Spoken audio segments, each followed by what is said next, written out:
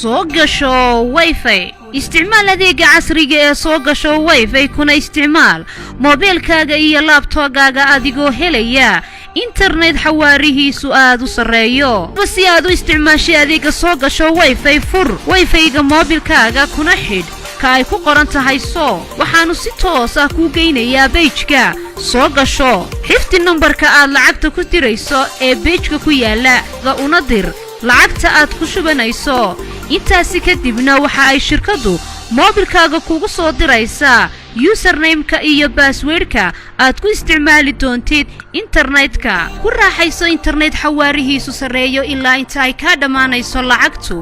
haddii aad laptop ku isticmaalaysidna marka hore ku xidh wifi-ga soo gasho kadibna geli username-ka iyo password-kaaga soo gasho wifi